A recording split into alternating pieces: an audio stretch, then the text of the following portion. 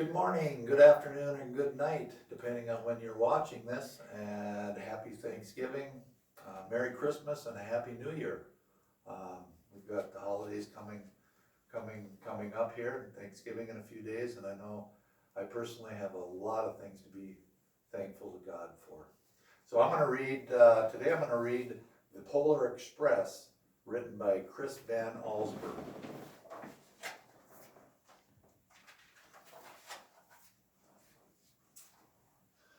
On Christmas Eve, many years ago, I lay quietly in my bed.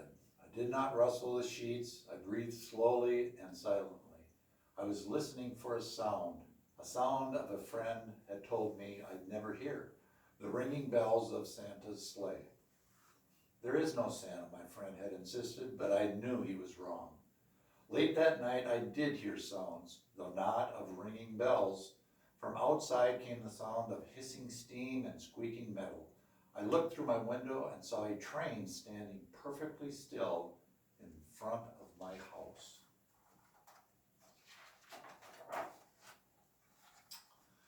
It was wrapped in an apron of steam. Snowflakes fell lightly around it. A conductor stood at the open door of one of the cars. He took a large pocket watch from his vest, then looked up at my window. I put on my slippers and robe. I tiptoed downstairs and out the door. "All aboard," the conductor cried out. I ran up to him. "Well," he said, "are you coming?" "Where?" I asked. "Why, to the North Pole, of course," was his answer. "This is the Polar Express." I took his outstretched hand and he pulled me aboard.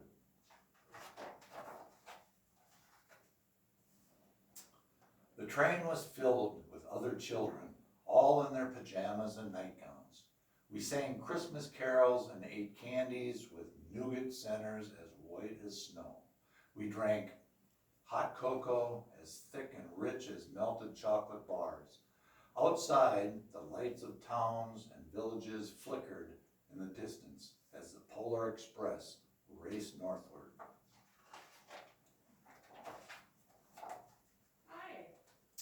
Soon, there were no more lights to be seen.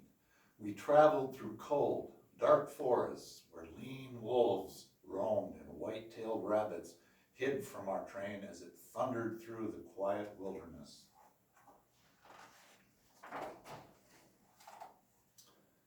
We climbed mountains so high it seemed as if we would scrape the moon. But the Polar Express never slowed down. Faster and faster we ran along, rolling over peaks and through valleys like a car on a roller coaster.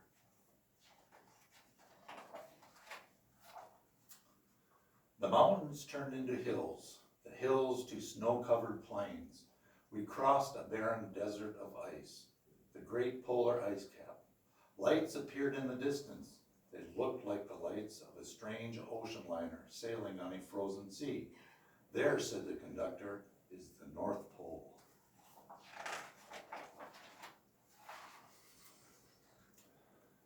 The North Pole. It was a huge city standing alone at the top of the world, filled with factories where every Christmas toy was made. At first, we saw no elves. They were gathering at the center of the city, the conductor told us. That is where Santa will give the first gift of Christmas. "Who receives the first gift?" we all asked. The conductor answered, "He will choose one of you."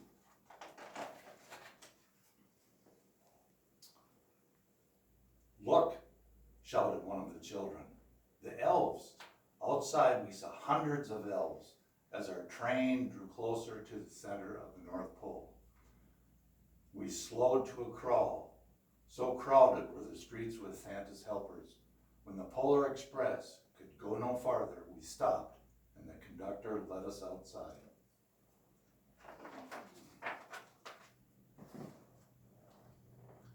We pressed through the crowd to the edge of a large open circle. In front of us stood Santa's sleigh. The reindeer were excited. They pranced and paced, ringing the silver sleigh bells that hung from their harnesses. It was a magical sound like nothing I'd ever heard. Across the circle, the the elves moved apart and Santa Claus appeared. The elves cheered wildly. He marched over to us and pointed to me, said, "Let's have this fella here." He jumped into his sleigh. The conductor handed me up. I sat on Santa's knee and he asked, "Now, what would you like for Christmas?"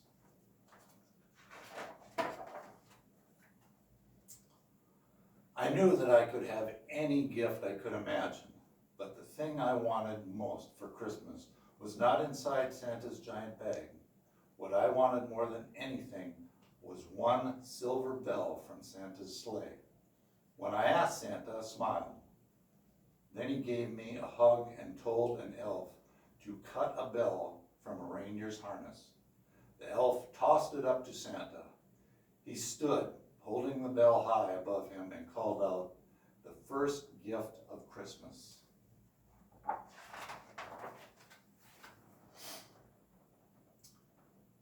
A clock struck midnight as the elves roared their approval.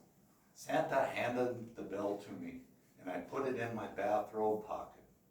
The conductor helped me down from the sleigh.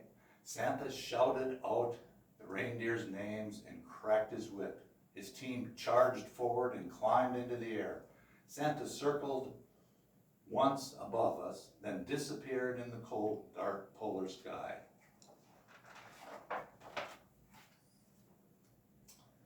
As soon as we were back inside the Polar Express, the other children asked to see the bell.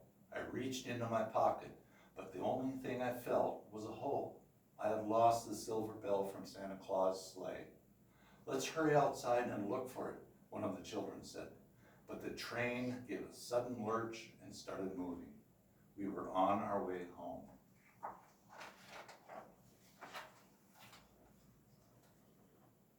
It broke my heart to lose the bell. When the train reached my house, I sadly left the other children.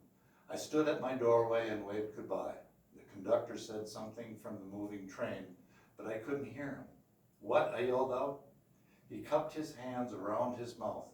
"Merry Christmas," he shouted. The Polar Express let out a loud blast from its whistle and sped away. On Christmas morning, my little sister Sarah and I opened our presents. When it looked as if everything had been unwrapped, Sarah found one last small box behind the tree. It had my name on it. Inside was the silver bell. There was a note. "Found this on the seat of my sleigh. Fix that hole in your pocket. Signed, Mr. C." I shook the bell. It made the most beautiful sound my sister and I had ever heard. But my mom said, "Oh, that's too bad." "Yes," said my father, "it's broken." When I'd shaken the bell, my parents had not heard a sound.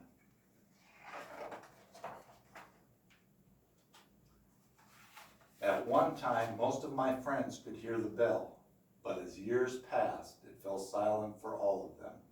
Even Sarah found one Christmas that she could no longer hear its sweet sound. Though I've grown old, the bell still rings for me as it does for all who truly believe.